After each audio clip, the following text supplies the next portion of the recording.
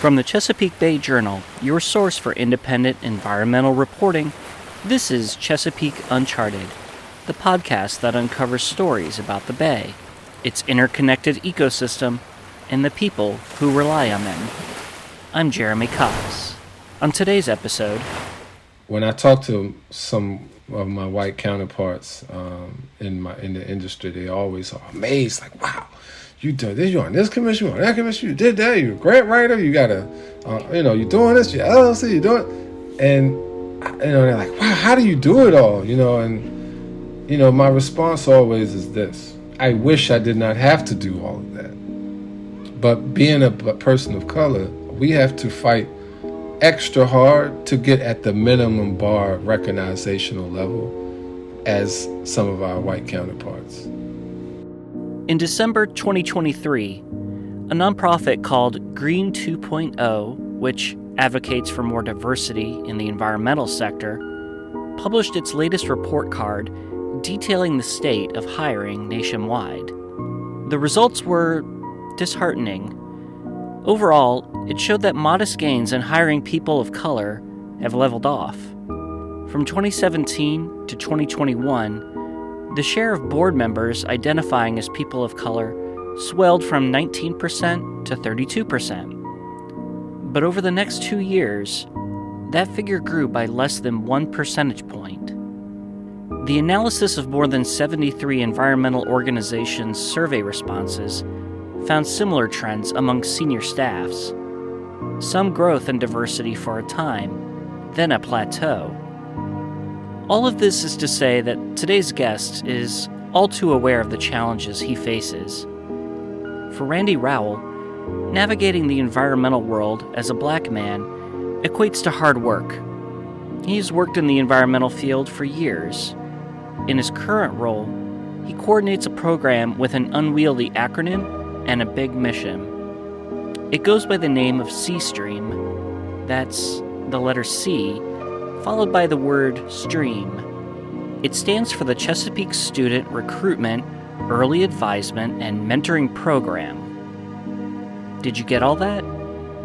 Its objective is to help guide college students from historically underrepresented populations into environmental research and management careers. And as Rowel mentioned at the top, he's a jack of all trades.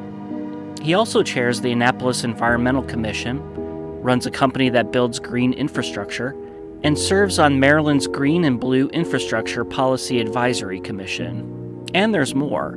But in short, Rowel is a wavemaker.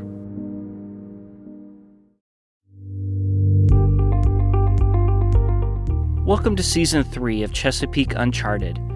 This time, our team here at the Bay Journal is interested in hearing from a younger generation of Bay leaders, the people who weren't born when the Chesapeake Bay cleanup formally began 40 years ago. With the Bay restoration facing its current set of cleanup goals in 2025, this felt like a good time to go searching for some inspiration. Each episode spotlights one of these wavemakers. Today, we're breaking one of our rules just a little. Randy Rowel is 43 years old. Yeah, I know, that's technically higher than 40. But he's still younger than me, and at 44, I don't consider myself to be that old. So there you have it, a special dispensation granted to Randy Rowel by the authority vested in me as your host. I think you'll like his story, which demonstrates that your life can take a lot of unexpected twists and turns before you land where you belong. More from our conversation after this short break.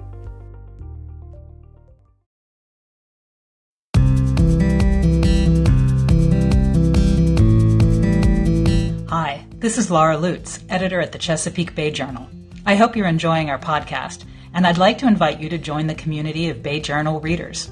If you care about climate change, wildlife, clean air, healthy communities, and of course the Bay and its rivers, you'll find news you can use at the Bay Journal, along with some great ideas for outdoor travel. Our subscriptions are free. Check us out at bayjournal.com and click on subscribe to start receiving the best independent environmental news in the Bay region.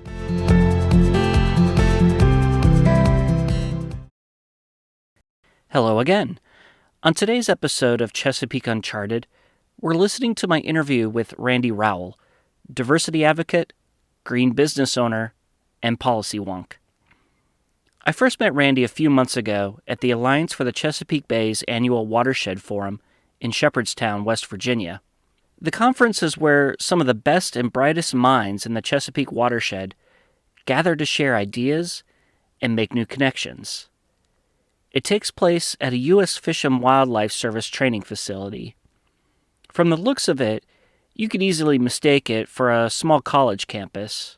There's even a hunting lodge-inspired mess hall. Attached to it is a bar where conversations often go deep into the night. That's where I initially met Rowel, holding court at a table full of new and old acquaintances. I don't know that anyone has the word mentor written all over them, but if there was, it would be Rowel. In our interview, conducted a few weeks later, I was interested in what inspires him to keep expanding his portfolio. Well, Randy Rowel, thank you so much for joining the show here today. Thank you for having me. How are you? I'm doing great.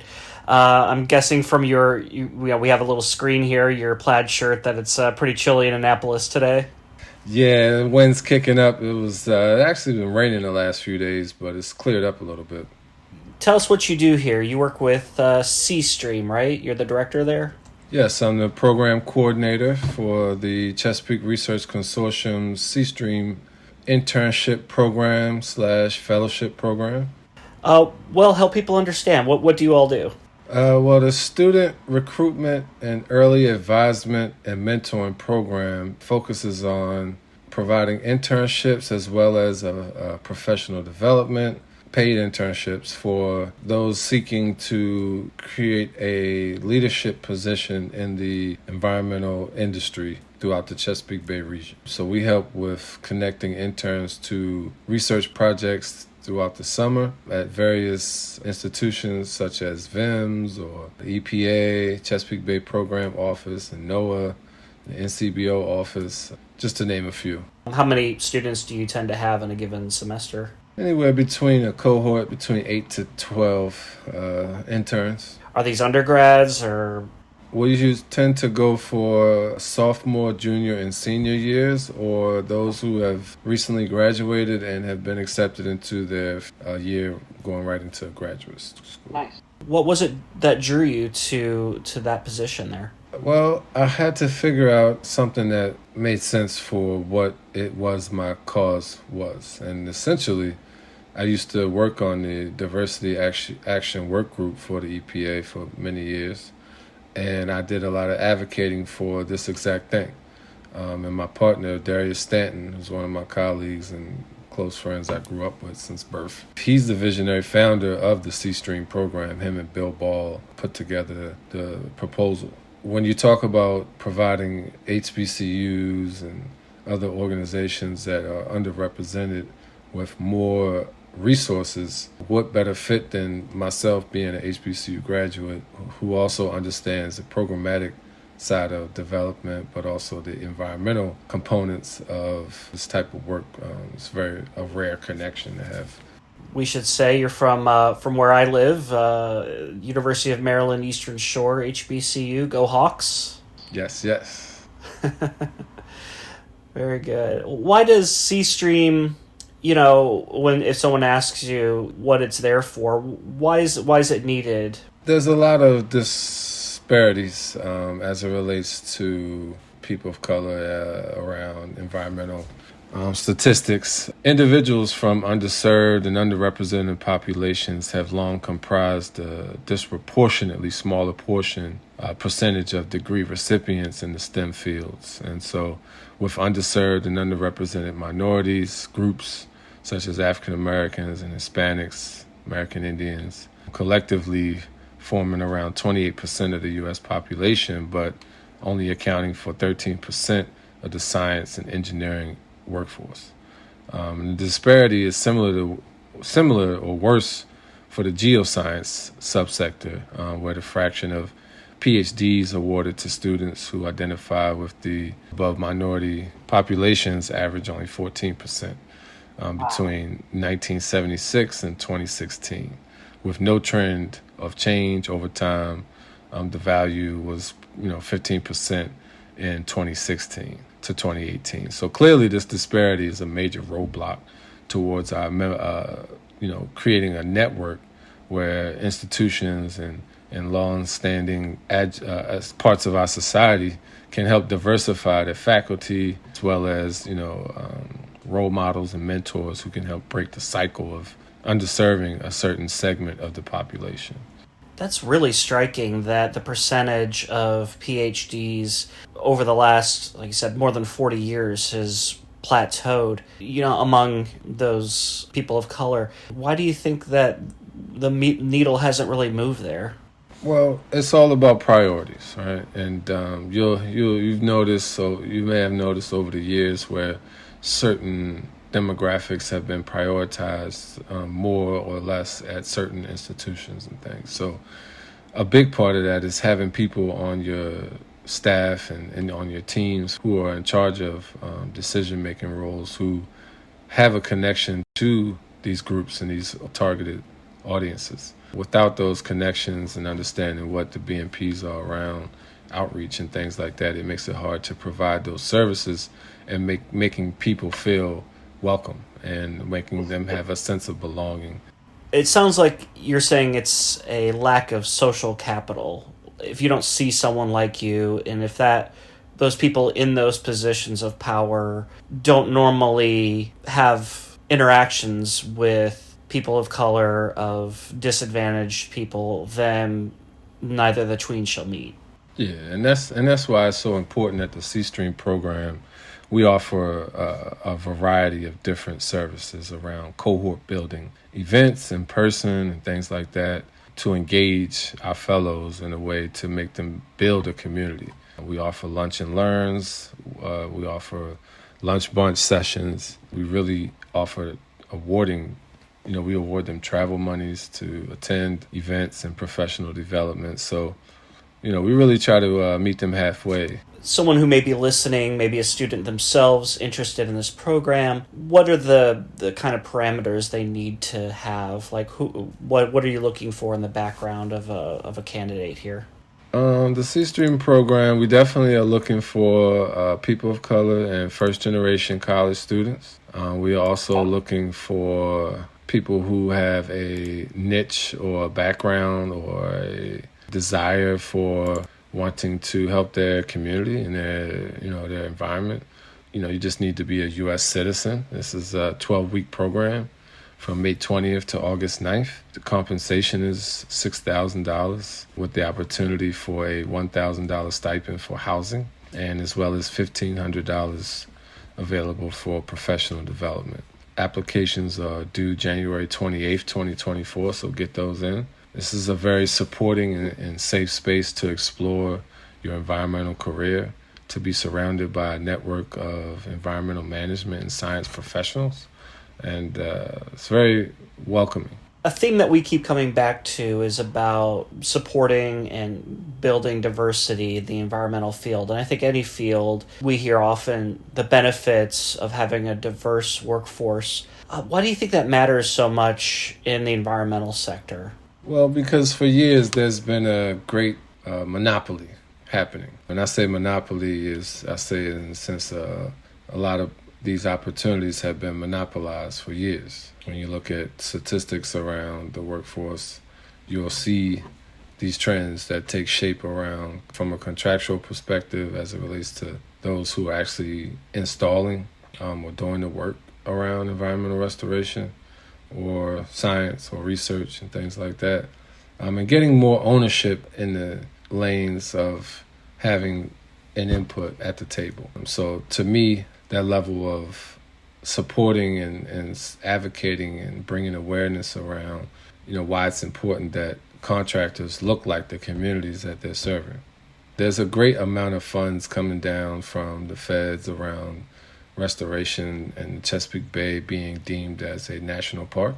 And so with that stimulus package that it is, we want those funds to direct to where they matter most and to for those that are making decisions to get it right the first time. This might be a good time to talk about your work as a contractor and a recent project that you worked on to help plant some trees and repair some previous environmental work that was done there. I was hoping you could talk about that. Sure. Yeah. The project we focused on there was a tornado restoration, environmental justice project, in the sense that it was created to be a response to some major ripping up of that community that happened during a recent tornado. What happened in the tornado?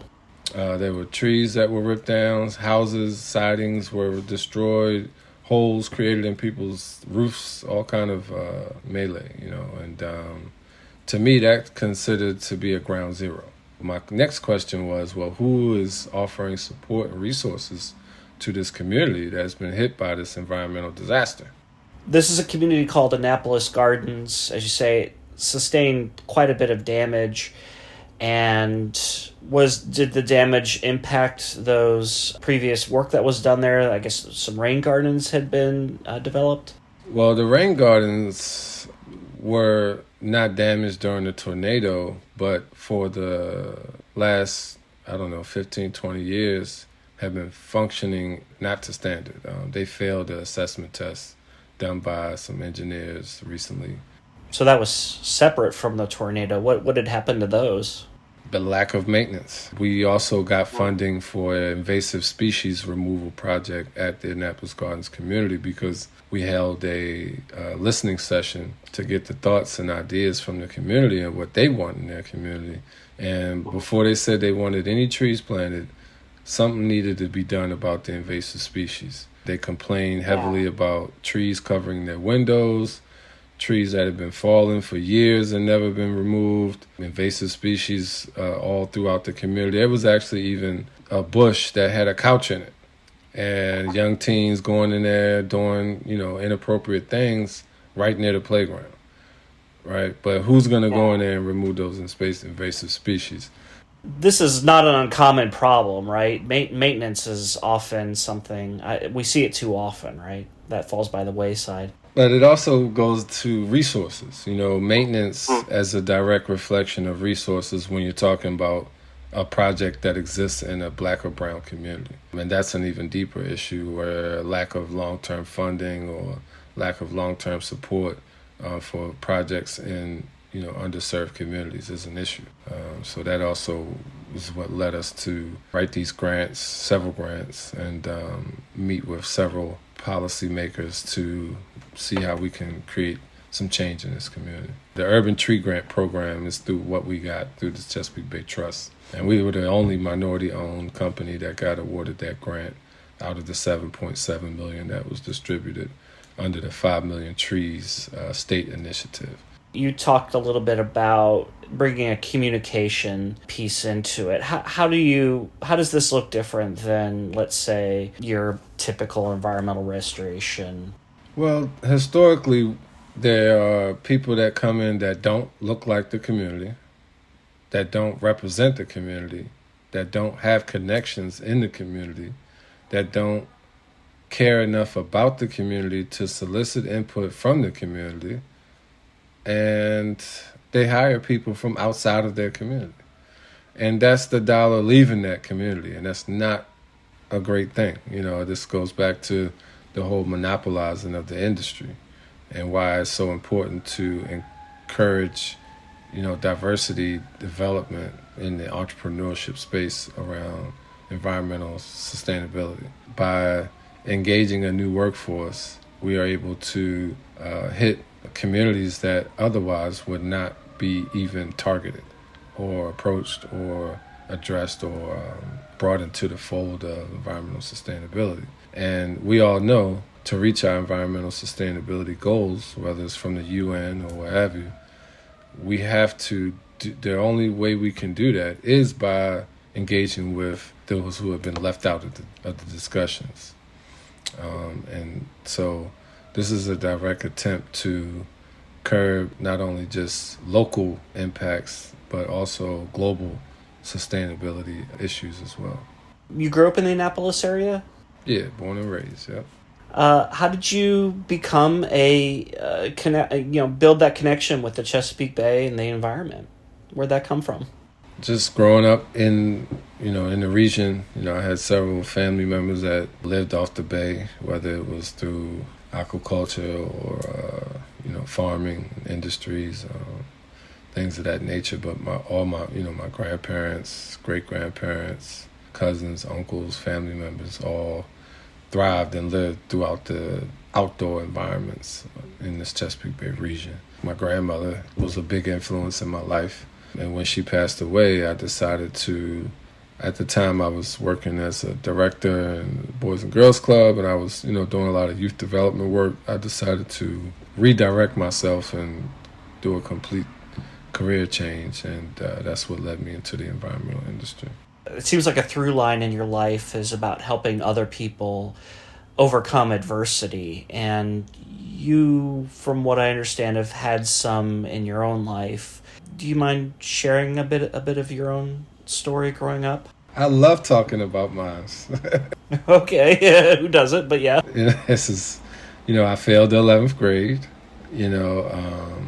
I was taken out of regular school and middle school and put in a learning center, Sylvain Learning Center, I was having trouble with, making a transition into the public school system, much of which because I didn't have teachers that looked like me and had an understanding of how to teach a young black boy in the 80s, in the early 90s.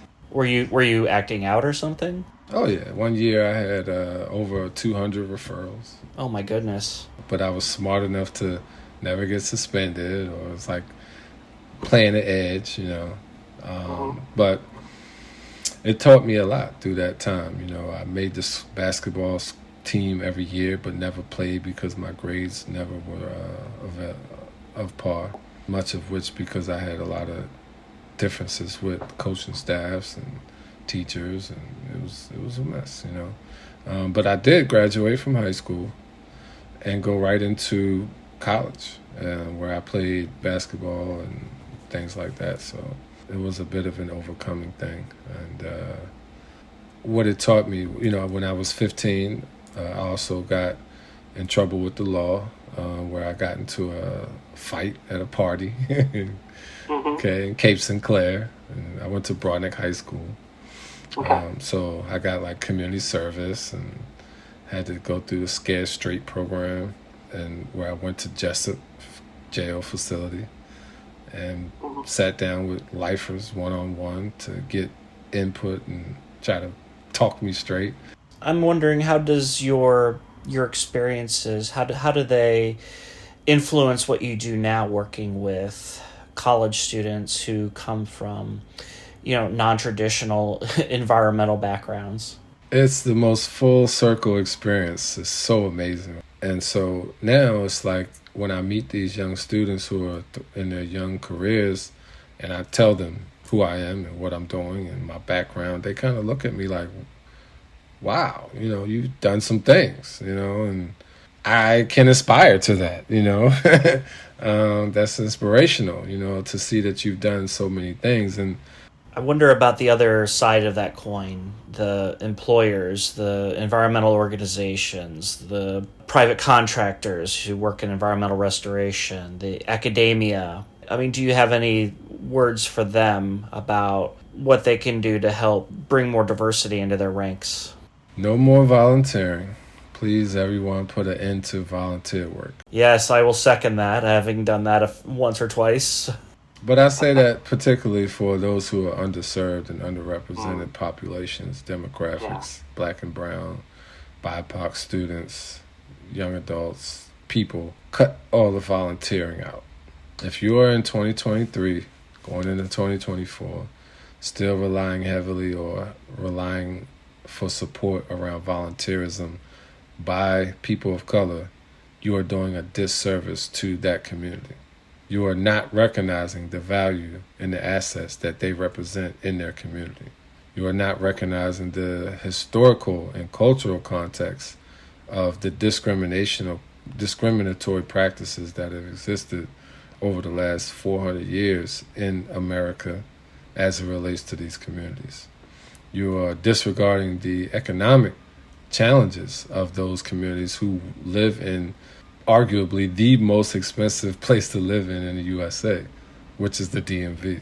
Okay, PG County, Annapolis, these are some of the most expensivest places to live at for a person of color in the US. Let's recognize that. Let's see how we can fight and advocate for them to get more resources and more what we call wealth resource powers.